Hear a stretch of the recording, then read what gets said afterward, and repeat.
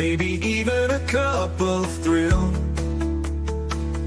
We could share this performance. It's tea time, come sit with me. Well, welcome guys. Miss Liz in the house. That's right. And it's going to be a busy week in this house of Tea Time with Miss Liz. We have 6 tea times this week, so it's a full house. So before we get started, we're going to get everybody over to Miss Liz's YouTube channel, Spotify, LinkedIn, Facebook, TikTok, all of those platforms. You guys all know all of them out there. Give it a like, subscribe, follow, and get these tea times out, because each of these tea times do make a difference, either with a loved one, a community member, or somebody across the globe. You just never know who's impacting with a cup of tea. In this house, we do not serve a beverage. We serve real life tea. And today I have Shamayne Olivia in the house, and she's going to be sharing about her incredible workbook as well. Pull that workbook up so you get to see the cover and all that good stuff. And today's tea that we're serving is fun, authenticity, and curious. That's the type of tea we're serving, and that's Shamayne's tea. So let's get started with the disclaimer and then an intro, and we'll get Shamayne in here and we'll spill some tea together. Disclaimer for Miss Liz's Tea Time live show. Miss Liz's Tea Time is a global platform dedicated to sharing real life stories, diverse perspectives, and meaningful conversations that inspire awareness, healing, and connection. Miss Liz is going live using StreamYard. Before leaving a comment during the live broadcast, please grant StreamYard permission to display your name at StreamYard.com. Please be advised that all the content brought forward during any Tea Time show is presented in good faith. However, discussions may include opinions, beliefs, and perspectives that do not necessarily represent the views of Miss Liz's Tea or the Tea Time platform. Information shared by guests is based on their own experiences and is perceived to be accurate at the given time of airing. All guests, viewers, and participants are responsible for using their own judgment when considering any action or decisions that relate to these discussions. Some episodes may cover sensitive topics, including but not limited to trauma, abuse, grief, mental health, and other emotionally triggering subjects. Listeners' and viewers' discretion is strongly advised. Tea Time with Miss Liz is an open discussion forum designed to offer insight, inspire awareness, and create connection. It is not a substitute for professional, medical, legal, or therapeutical advice. If you require professional support, please seek assistance from qualified professionals or trusted resources in your area. If you have any questions regarding this disclaimer or the content of the discussion, you are welcome to contact me, aka Miss Liz, directly at my email at bookingmissliz@gmail.com. or check out my link tree at Miss Liz's Tea Time. By choosing to participate in, comment on, or view these live shows, you acknowledge and accept this disclaimer. Your participation is entirely voluntary. Miss Liz welcomes you to join the conversation with an open heart, and if at any time you feel this platform is not right for you, I respect your wishes and decisions and welcome you back whenever you are ready. Tea Time with Miss Liz is serving truth and awareness one cup at a time. Now, let me give you a little bit about today. Well, today I'm deeply honored to share space with Shamayne Olivia Kotfas, the inspiring author, speaker, and founder of Shoes That Fit Her Soul, LLC. Shamayne works in about helping women step out of their pain and back into their purpose, to walk in shoes that truly fit that soul they've been shaping through healing. Her journey reminds us that self-discovery isn't a destination. It's a daily act of courage, reflection, and grace. So take a deep breath, open your heart, and let's step into tea time together with Shamayne Olivia Kotfas, a woman walking her truth, one brave step at a time. And let me get her in here and let's spill some tea together. Welcome, Shamayne. Thank you, Miss Liz. How are you today? I am well. We were talking back in the studio before we went live, so we got to know each other a little bit. So I'm going to start off with, Shamayne, who were you as a little girl and who are you now? I've come full circle. So as a little girl, I was very outgoing. I was the oldest of 3 siblings, and I was outgoing, and for my childhood, I lived in Anchorage, Alaska. And so I loved being outdoors. I loved discovering new things, and it was a wonderful life to live being in that environment.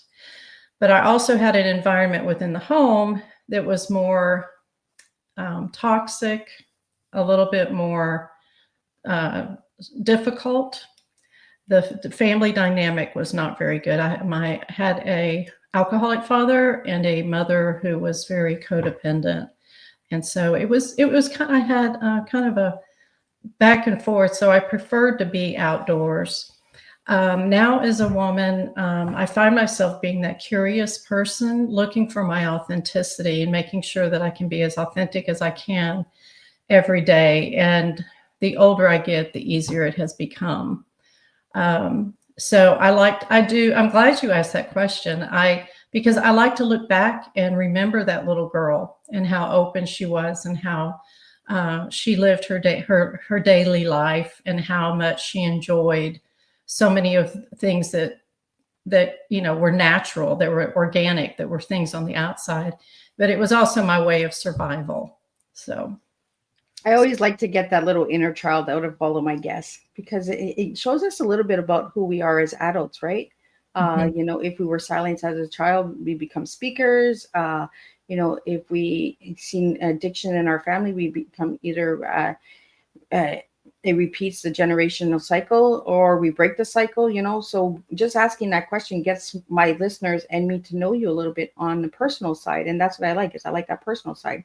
Like you're coming into my home and having tea with me, right? yes. What kind of cookies do you like? How do you like your tea? And I like that you use that word authentic because we hear that word a lot in society, but we don't see it. And that's why I like having these authentic conversations with my guests because we get to see the authenticity. There's no edits. There's no going back and can you take that out? This is a live show. This is who my guests are. And that's part of your tea and your tea. So we're going to get into your tea right away because I like that you have that word authentic in there. Your tea that you gave me was fun, authenticity, and curious. So that tells me that you're really playful, Shamayne. So you want to tell me why you gave me those 3 words? Well, because I feel like it really defines my journey. I thought I was being authentic throughout my life. I mean, I followed my dream of, I went to college, but then I really wanted to get married and have a family. And so I put that on hold and I did that. And it was very fulfilling for me, but there was still something missing. And as I got older and my kids were getting older, I was on the edge of midlife. I was right around that 40 years. And I was figuring out that, all these things around me were satisfying, but something within me was not fulfilled. And I didn't know what that was. And that's when I became curious about it. I thought, why do I have all these things I always thought I wanted, but yet something feels like it's missing? And I began to realize that possibly I had been conditioned to think a certain way, or I was shaped by my circumstances, and it really wasn't truly who I was. And I became very curious about, well, who are you? Who do you want to become? Who do you want to live the next 20 years the way you've lived the last 20 years? And it wasn't about my circumstances. It was about behaving and being the way I was. And my answer was no. I wanted to be something more. And I wanted to really find out who that person was. Right. And Shamayne, I think we get in a point in our life where we're like, who are we? Mm-hmm. You look in the mirror and you're like, who are you? Like that was I said that question, who am I? And and then I was at a place, well, okay, I want to know who I am, but how do I do it? I didn't know where to turn. I didn't know who to ask. I didn't know if there was even a way to do that.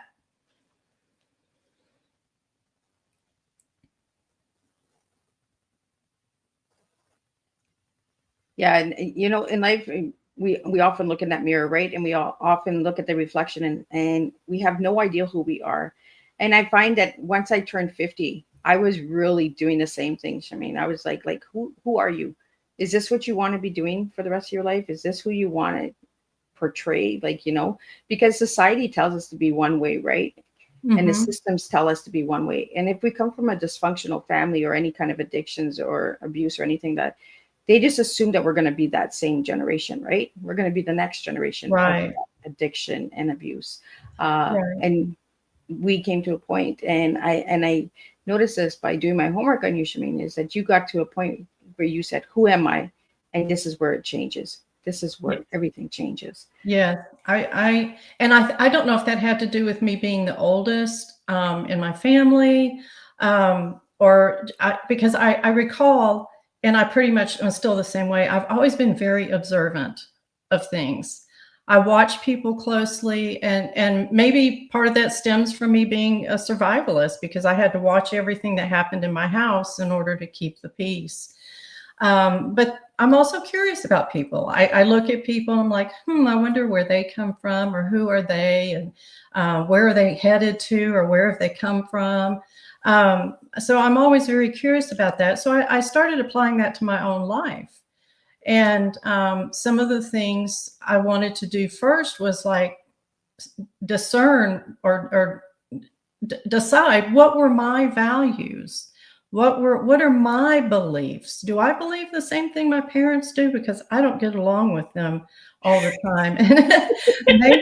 maybe I don't think like that. And so I literally Googled the terms values, beliefs, and just looked at lists of them and started checking off what I thought I was inside.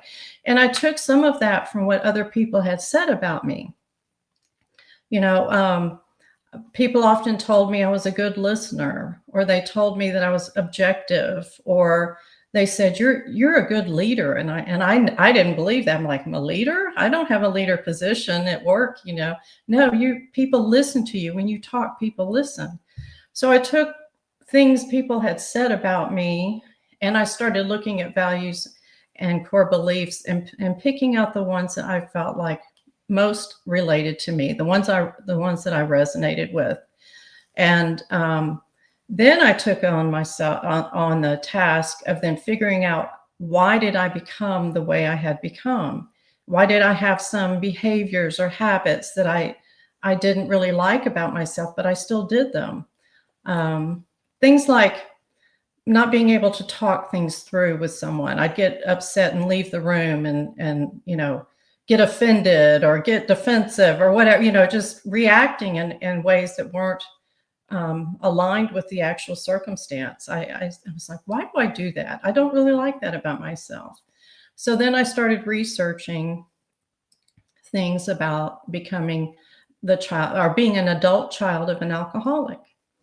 And, so I just took it upon myself just to start really looking at those things and becoming curious about how I turned out the way I did, and what were things about me that I wanted to change, and how would I change them?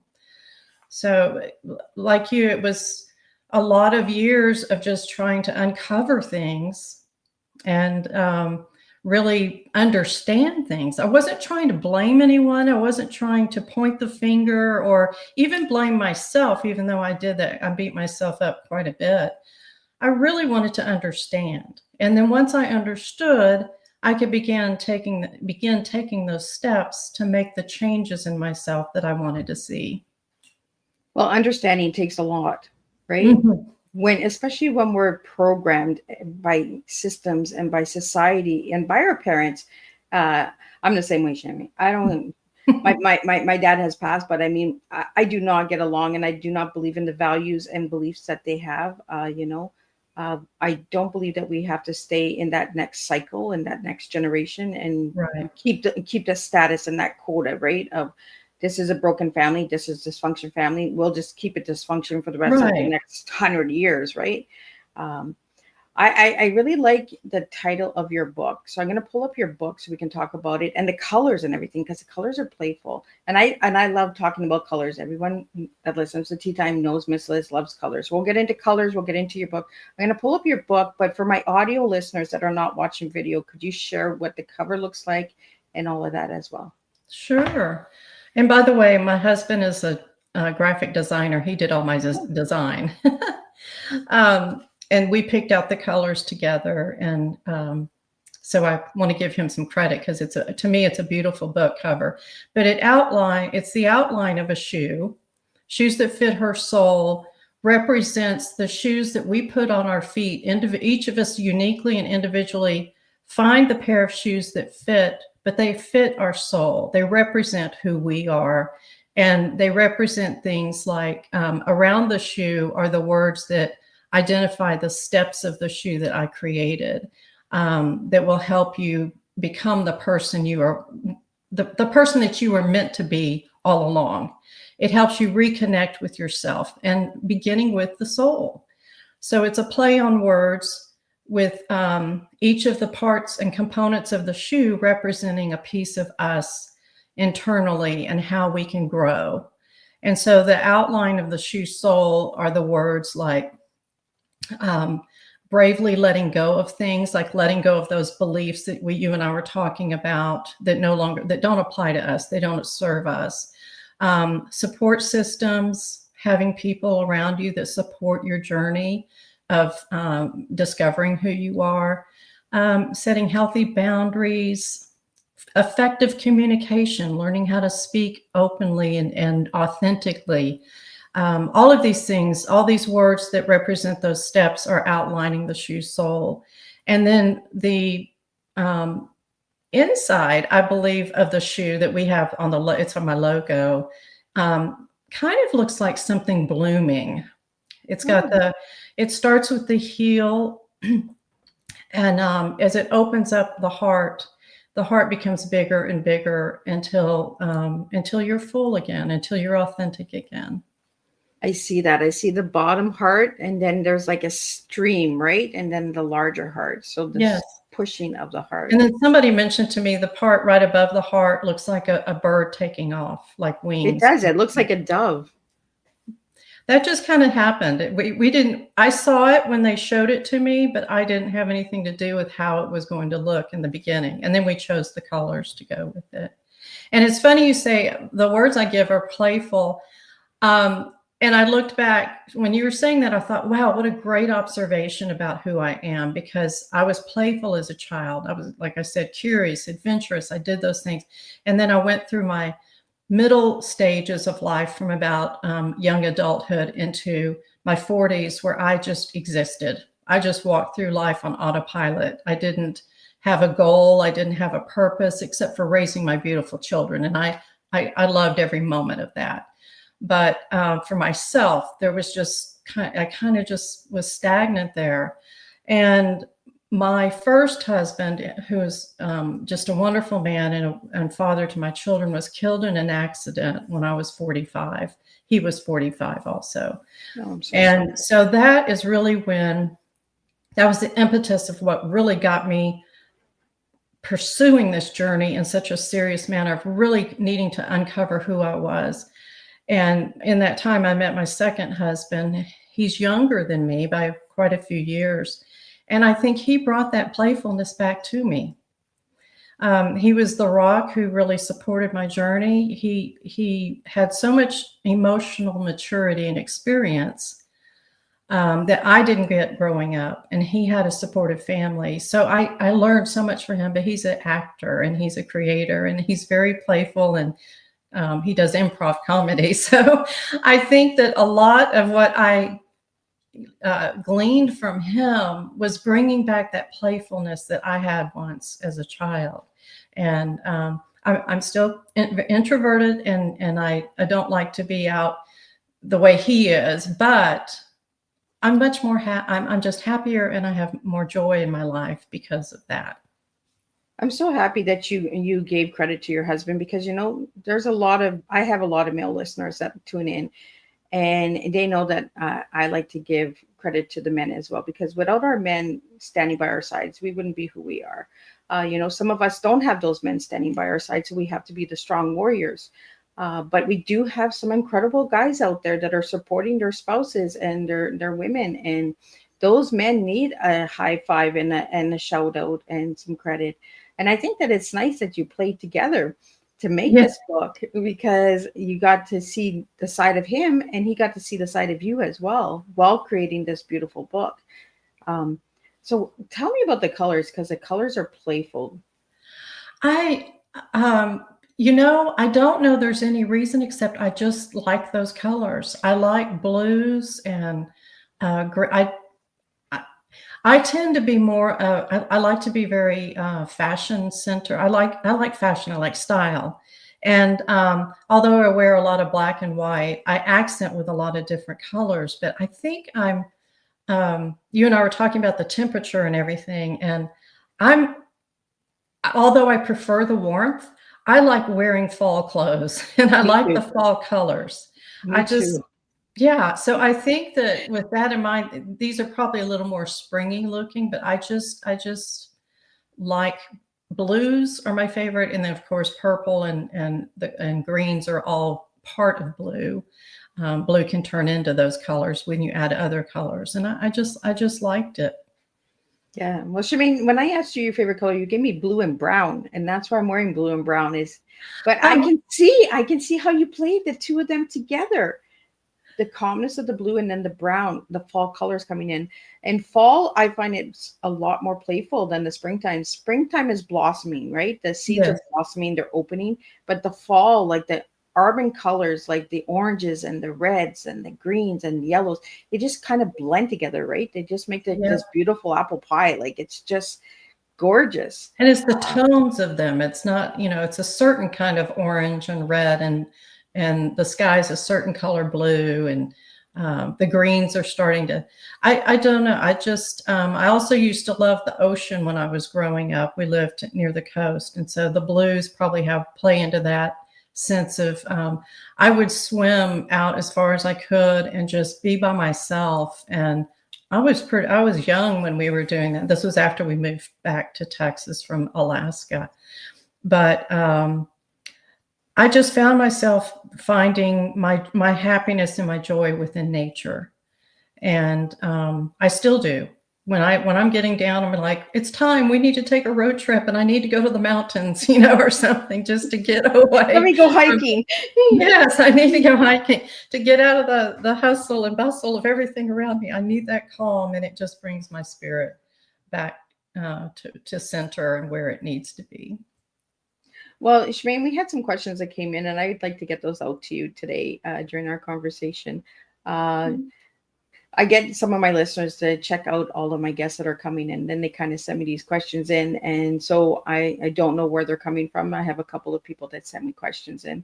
And the first question that I got is, your book outlines 8 steps to reclaim your sense of self. What steps do most women struggle with, and why is it so hard to take?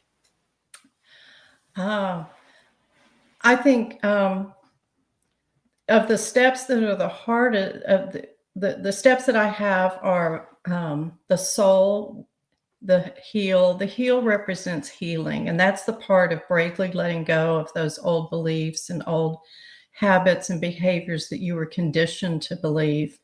I think that's usually the hardest one for people, mainly because, healing is just a hard thing to do, and also a hard thing to admit that maybe this wasn't your fault, but somebody else was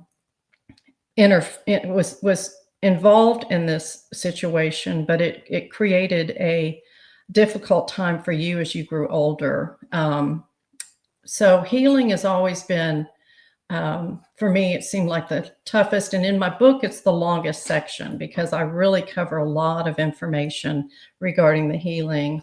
The other steps I have are the arch, which is the support system, the toe, which is, this one can be a little bit difficult. The toe is about really learning to trust your intuition. It's about learning to allow your intuition to guide you with its wisdom, taking you one step at a time forward. I have the tongue, which represents our voice. Our voice is who we are. It is the microphone that tells people who we are. And when we can speak with who we are authentically, then people know who we are authentically. Yeah, I would say that the healing was really the difficult one, and the most difficult for people to figure out, because they're really having to dig deep to uncover what it is that they're searching for. But it's always the most rewarding too in the end. So you've used the whole complete foot. Yeah, the whole shoe. It came to me in a dream, Miss Liz. Oh. This is what is so wonderful for me is, and how I want to encourage your listeners is that I started on this project. It was my first husband passed in 2008, and I just that was the impetus that really got me going to figure out things for myself and know that I can't depend on him anymore. He's gone. The only person my kids had was me, and was I good enough for them? I mean, I was still a child in myself, because even though I was a 45-year-old woman, I still gave so many people my power. I didn't. My dad, for one, when I told him that I was going to become, I was thinking about changing careers, that had begun volunteering. This was after Michael passed, and so I started doing some volunteering to just discover more about myself. And I was co-facilitating these women's groups, just to help support them in hard times. And I got me going. I thought, I want to be a life coach or something like that, where I can help more women in this area and show them how I did it for myself. And of course, I was still learning at that time.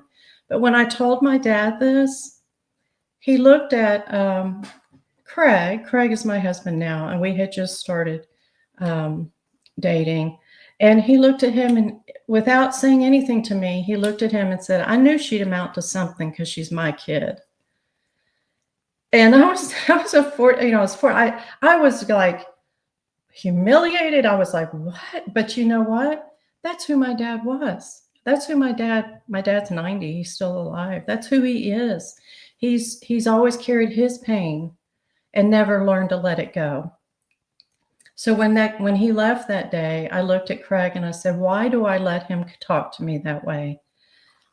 I'm 45 years old. I'm my own person. I'm my own. Why do I let him talk to me that way? And why do I let it get to me?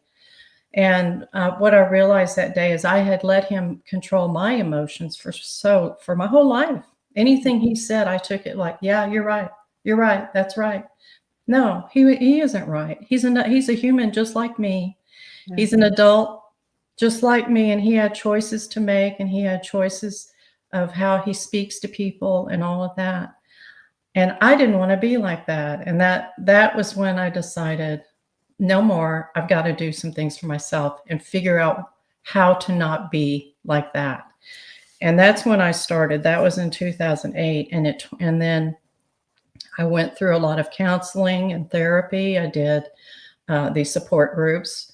And in 2016, 8 years later, I was really wanting to create a program that I could start sharing with other women. And that's when I had the dream. In fact, it was one of those times where I'd been writing in my journal, and I was also thinking about writing a book, and all those years, 8 years. And I was working a full-time job, supporting myself, supporting my kids that were still, I had one child still at home. The other two had already graduated and were moving on to college. But here I was, and I'm like, I think I'm going to do this. But I'd run out of ideas. I'd run out of creativity. And I pushed away from my computer one day. And I looked at Craig. I said, we need to go on a road trip.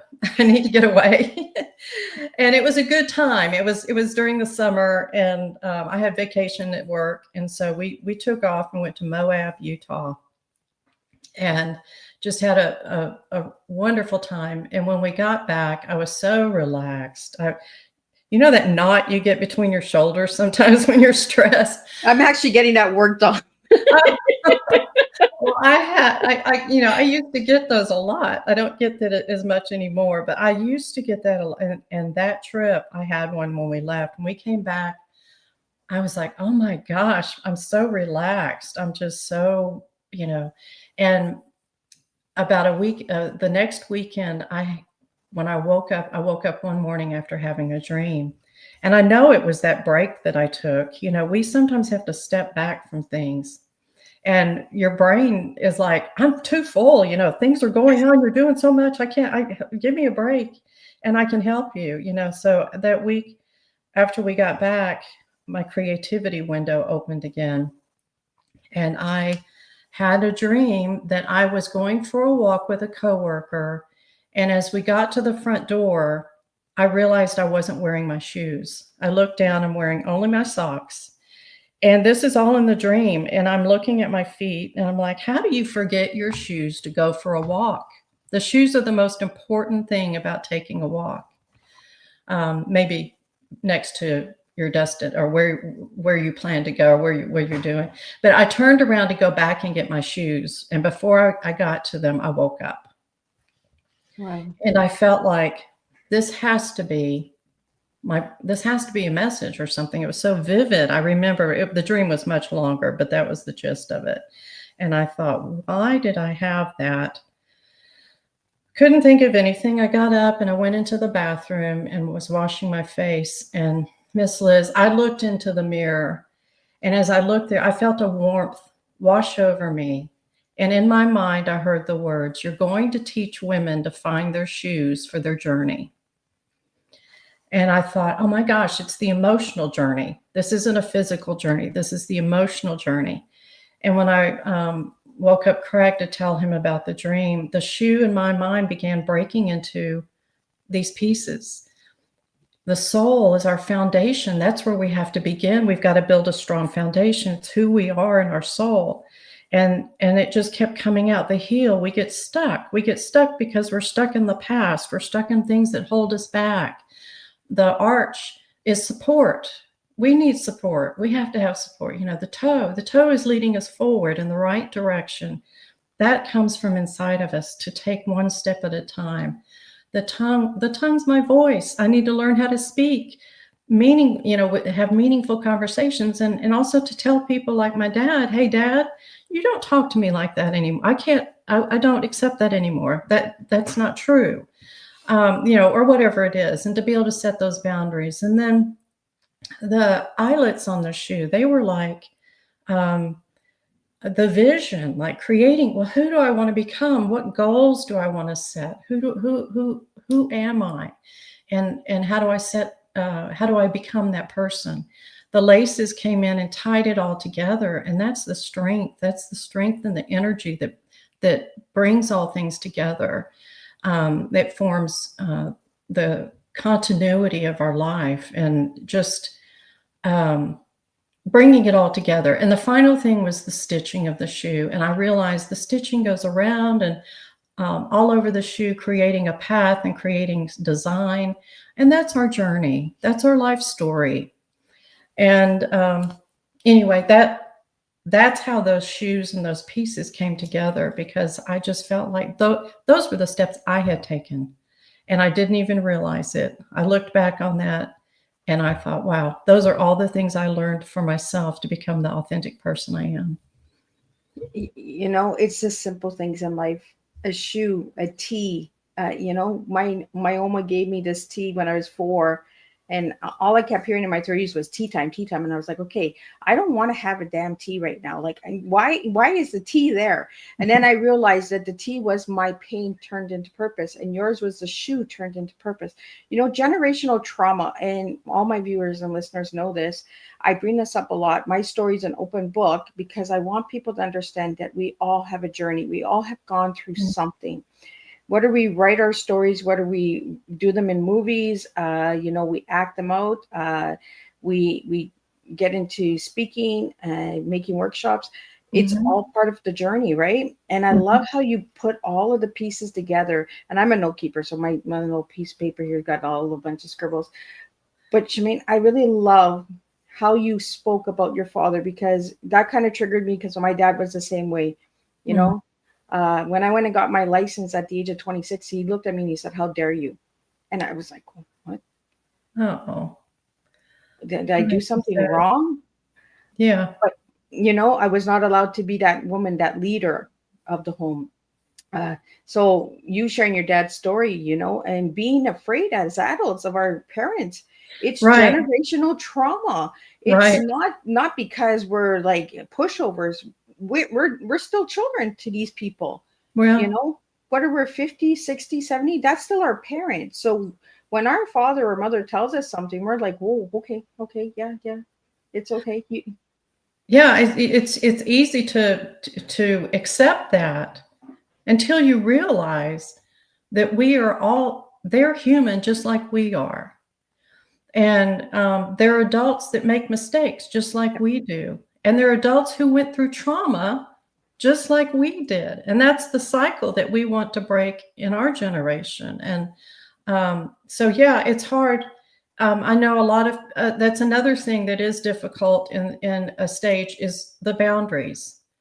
Knowing that you can set boundaries with your parents and your loved ones. You don't have to cut them out of your life. There's just certain ways to create a boundary that's safe for both of you, and also it's healthy for you. You know, we had to protect ourselves. We still have to do that. That's just part of life. And so I learned how to communicate with my parents on their level. I also had to remember that, you know, the trauma comes from something that was traumatic in their own lives.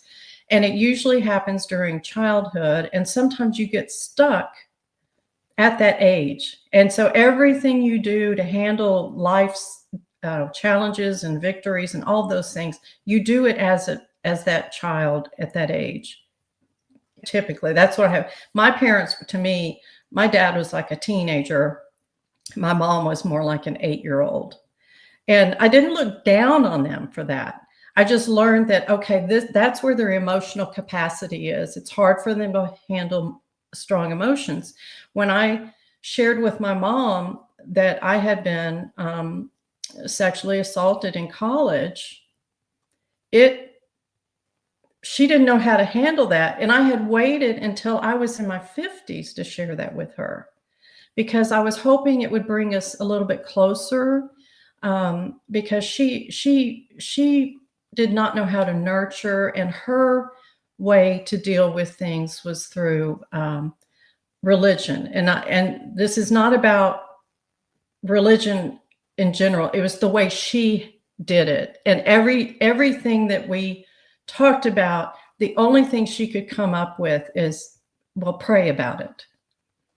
You know, that was just her bypassing me because she couldn't handle it. And I don't blame her that. She just didn't know how to handle strong, hard emotions. And hearing your adult daughter was assaulted as a young woman is hard.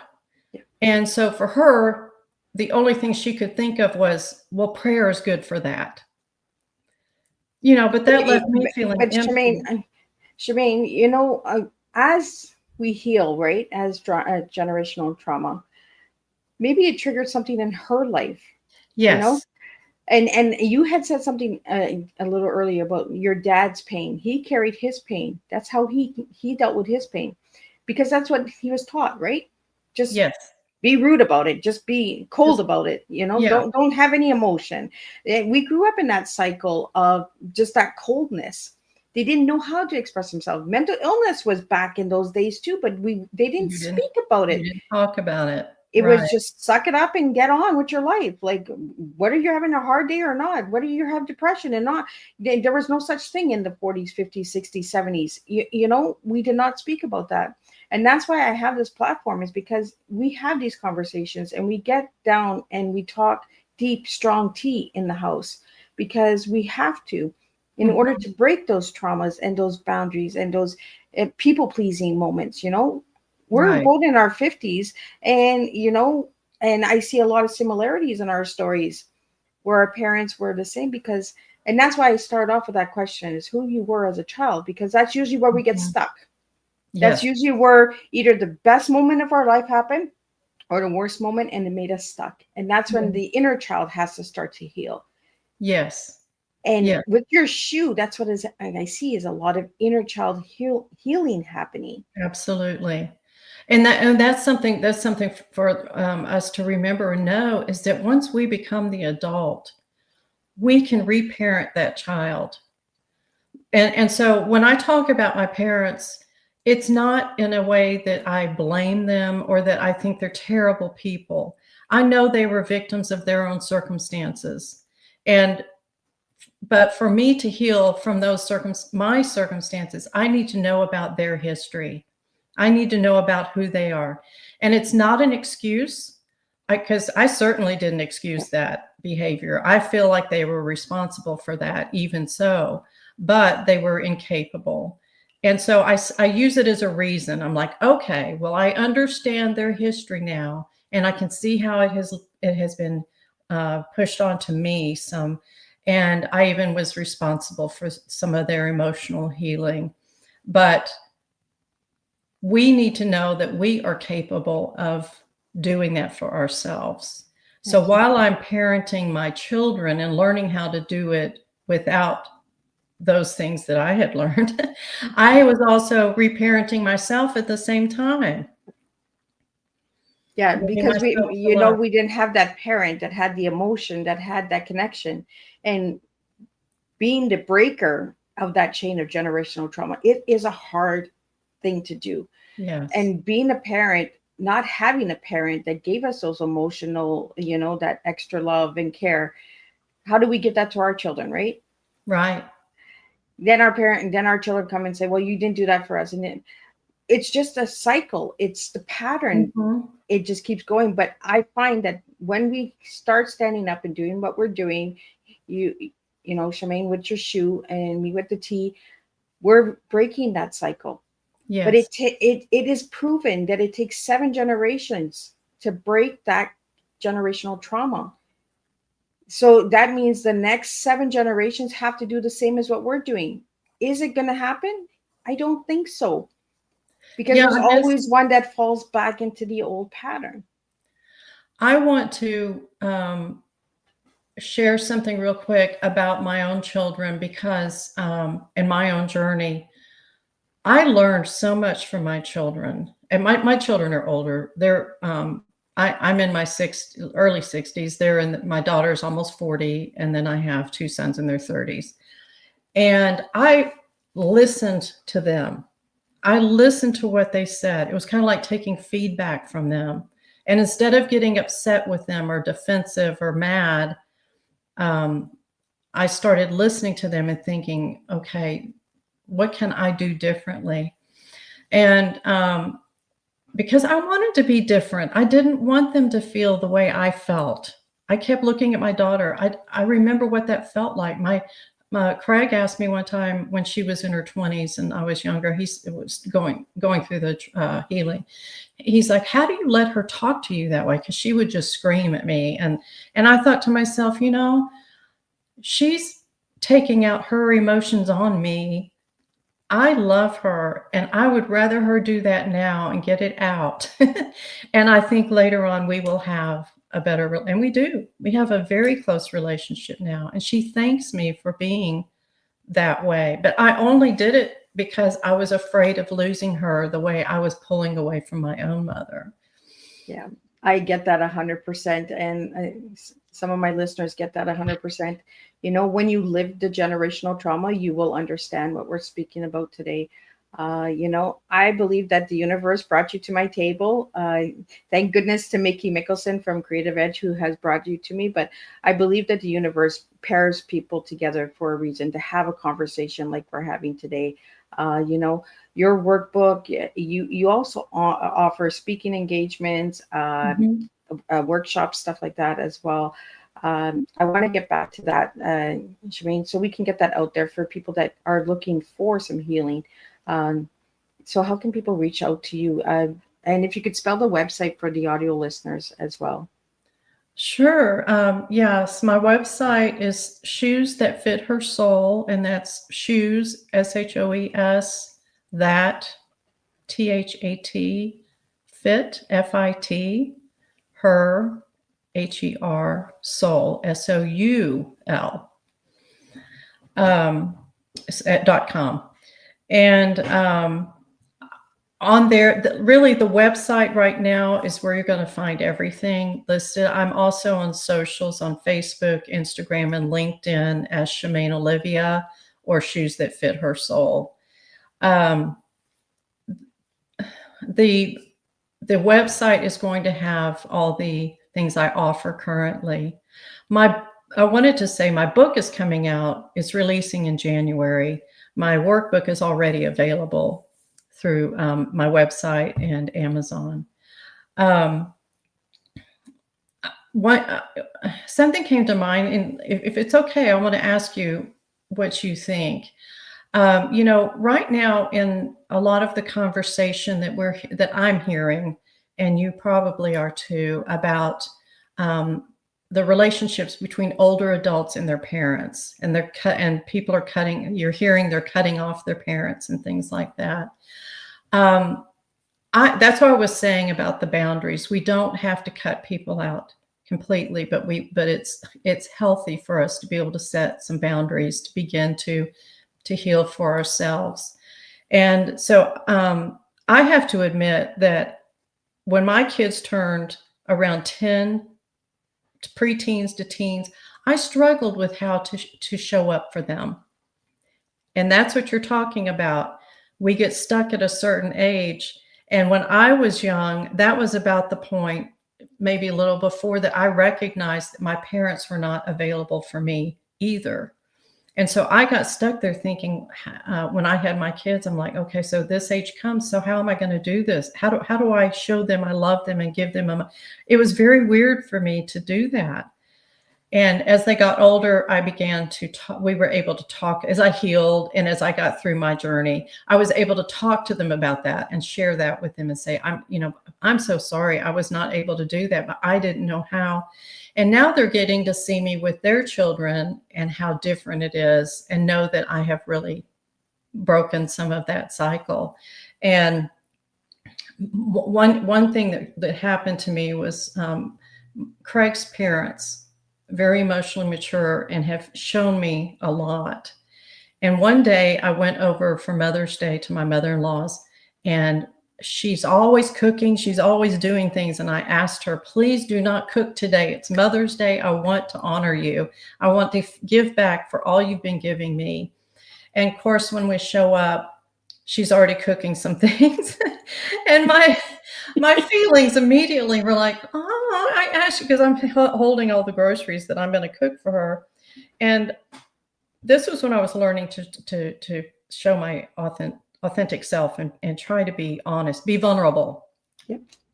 And I'm standing there and she's talking about, this and that. And also she made some of the same things I was going to make for her. She didn't know that. She just happened to pick some of the same things. And I start tearing. My eyes start tearing. And she looks at me, she goes, oh, no, no, no, no. And she ran over and hugged me. She goes, please don't cry. Please don't cry. I'm sorry. I should have listened to you. I'm so sorry. And in that moment, I was like, that is how a mother shows compassion to her child. She was more concerned about my feelings than how it affected her that I was crying. Sadly, my own mother, when a circumstance like that, because of her inability to handle emotions, her words would have been, I'm a horrible mother. I can never do anything right for you. You kids just don't appreciate anything. But my mother-in-law showed me compassion and said, I'm so sorry. You asked me not to cook, and I did anyway. She realized it hurt my feelings, and that's what she was concerned about. I went home that night and wrote a letter to my daughter and said, I understand now what I've been unable to do. And that is, I am learning how to show more compassion to you and not always get so offended by things you might say to me. Yeah. It takes a lot to learn to listen to our children. My children are in their 30s as well, Shamayne, and we've come a long way. My kids were put into care because of domestic violence and stuff like that. So the connection was broken, right? They still call me mom, but they don't look at me as mom. Mm-hmm. So how do you get close to your child when your child doesn't see you as a mom figure? And how do you show your kids that you're still their mom, but they don't see you as mom, right? So there's that disconnect. And I'm like you. I learned how to listen to my children, even when it hurt me. Mm-hmm. I just learned to listen, just sit and listen, not react. Where in the past I was the reactor. I was like, oh, well, I guess I'm not doing it right. I'm not doing this right. And and I'm glad we're having this conversation, and for my listeners out there to just see the openness of this conversation that we're having one-on-one. but it took a long time to get there, Shamayne. Yes. I'm 51. It took me almost 20 years to learn to just listen. Yes. Yes. Because you were probably caught in that same trap of how you grew up, and you were still responding with the feelings and reactions that you got. And I Or still fall down that rabbit hole sometimes. And I'm we just like, do. whoa, whoa, whoa, whoa, whoa. Where am I going Yes. with this? We've Yes. come so far. We're not going back then and there. But I do get to that point where now I remove myself. My Yes. children know that. I just say, you know what? It's not a good time, because I don't want to end up going down those old rabbit holes. Let's just take a space. We're not getting out of each other's lives. We're just taking a space. We're just taking some Right. time to each other. And it takes time to get there. It really does. I love your shoe. I love the shoe effect that you have, Shamayne, because it actually ties us all together, right?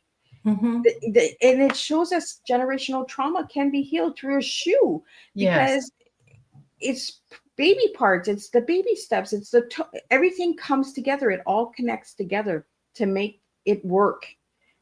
It doesn't happen overnight, and healing doesn't happen overnight. No. Generational trauma doesn't heal overnight. No. I'm like you. I went and I looked and I checked out the beliefs and morals and values and all that, and I was like, why am I so different? Why do I not fit in this box with this family? I felt like I was like this outsider.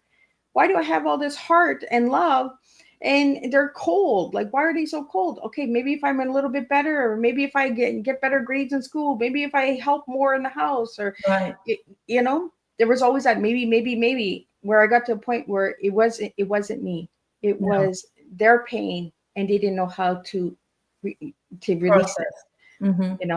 I want to know more about your book. Like, after we're done this tea time, time is just flying, but I love having open heart conversations like this, Shamayne, because I do too.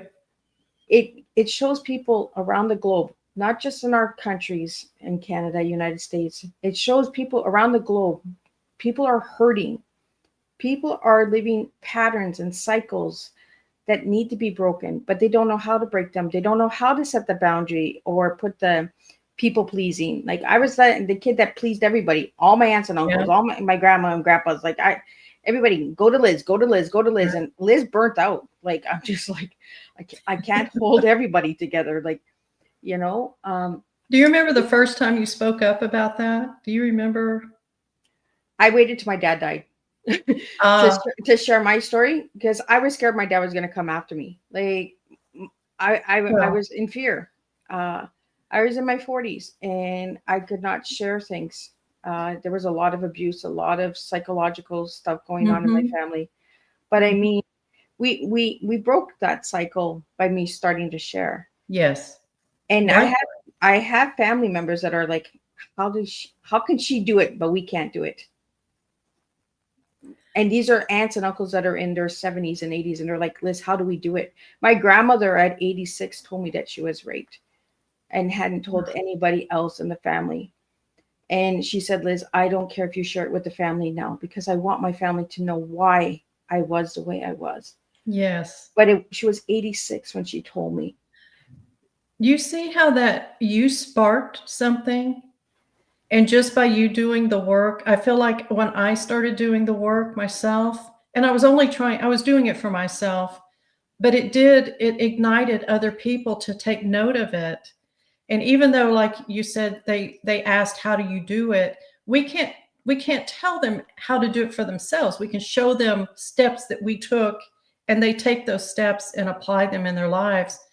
But the fact that they're just noticing it and asking you, that's an amazing feat. To me, that's just so inspiring. And it's that's the reward, that's the reward for us breaking that. And then our children's lives, and like you said, the 7 generations afterwards, can begin to rebuild a new foundation for that family. We are the answer. I love that quote. I don't even want to call it a quote, because I'm not going to be able to quote it correctly, but that we are the answers to the prayers of our ancestors.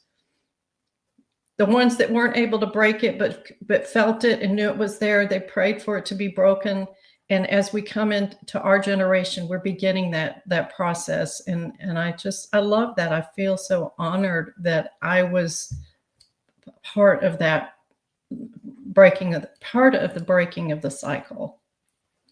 Well, I really love that you said it came to you as a dream, because the subconscious, the inner child, the ancestors all come to us in our dreams. Mm-hmm. They speak to us and they give us, take your pain, turn it into a purpose. That's what I heard at the age of 4 was, take this pain because you're going to have a hard life, little one, and turn it into a purpose. I knew that this tea was going to make a difference. I knew that it was going to put me with people like you, Shamayne, and other guests who have come and sat and shared their stories with me. It took pain to get to the purpose. Just like your shoe, it took pain to get to the purpose, to write the book, to find a second husband, because when you lost your first husband, you were probably like, this is not going to happen again. Like, I'm so heartbroken, right? This is not, but you found, you were guided to the second one, and look at, you worked together, you designed the book together, you brought it all together. It's all that full circle. Like you said, when you were a little girl, the full circle, it all comes together. And then we sit back and we're like, how did that happen? Yeah. Like, even after all of my tea times, I'm like, how did that conversation come to the table when we were supposed to be talking about this, but we got to this that ended up going back to this? Yeah. You know what I mean? It comes to full circle. We started off with you as a little girl, and then we shared our stories, both of us together, and we talked about your shoe, and we come back to the design of you and your husband working together. It's a full circle. That's just how life works. Shamayne, do you have any workshops or anything that are coming up that people can check out, or? Not at the moment. Right now, we are preparing for my book launch. I also have a digital workbook that is in production, and then the workbook. So now that we're coming up into the holidays and everything, I'm devoting most of my time to really getting out there and networking before the big launch. And we're going to do the launch. We're not going to actually do the launch of the book until March, but that's Women's History Month. And I wanted to make sure that we emphasize that time. And just to add to your point of the things that happen to us and how we come to find our purpose through our tragedies and through things. I always like to say it's not so much what happened to you, although those things are serious and very meaningful. Or, they have meaning in them, but it's what you do with that becomes the more meaningful thing and the purpose. Because a lot of people say, well, if it weren't for this, I wouldn't be who I am today. Well, some people go through a lot of really awful suffering, and I would not wish that on anyone to learn any kind of lesson. I just think we crossed a path with a very bad person at that time. And so I don't like to say, well, if it wasn't for that, I wouldn't be this. That is not true. Everything you are is already in you. You're already capable. It's there. And we just have to search and uncover it and discover it for ourselves. That's what I want people to understand. You don't have to go through tragedy, but those tragedies can help you learn some lessons or help you navigate your future. Absolutely. But I just don't think we are made from those things. They added to it. They're part of our story, but we get to define who we are. I love that. And that's a good way to wrap up the show. We define who we are. We started off with who am I to we defined who we are. I love that way to end the show. I really want to thank you, Shamayne, for joining me on Tea Time and getting this open heart conversation. Let's stay connected. I really want to know more about this workbook and the launch. And I love that you're bringing us out during Women's History Month, because we need to start getting these stories out there. So thank you again. Just going to do a wrap up. But Shamayne, do you have any final words before we leave? Well, I'll just reiterate what I've just said is that something did come to me one time in a dream, another dream. I'm a big dreamer. And a woman looked at me, and I was it was a public bathroom in a hotel. And she looked at me in the mirror and she said, "Do you believe you were born to be seen?" And when I woke up, I thought, that is something everyone needs to know, is that you are born to be seen for who you truly are, to be seen and heard for who you truly are. So please know that everything you are is already deep. Everything you need is deep within inside you already. You're there. See, and this is why we go the extra time, because I knew there was something left in you. Well, thank you so much, Miss Liz. I enjoyed every moment of this conversation. Well, let's just do a wrap up of what today was. What a gentle yet powerful tea time this has been with Shamayne Olivia Kotfas. She reminded us that healing doesn't happen in grand moments. It happens in the quiet, honest choices we make to keep going. We often think strength means never breaking, but as Shamayne showed us, it is in the breaking that we finally begin to breathe again. So this afternoon, take off your shoes that no longer fit the story you've outgrown, and walk forward barefoot in your truth until your soul feels free again. Thank you, Shamayne, for showing us what it means to heal out loud, and for inspiring women everywhere to reclaim their steps and their shoes. Thank you.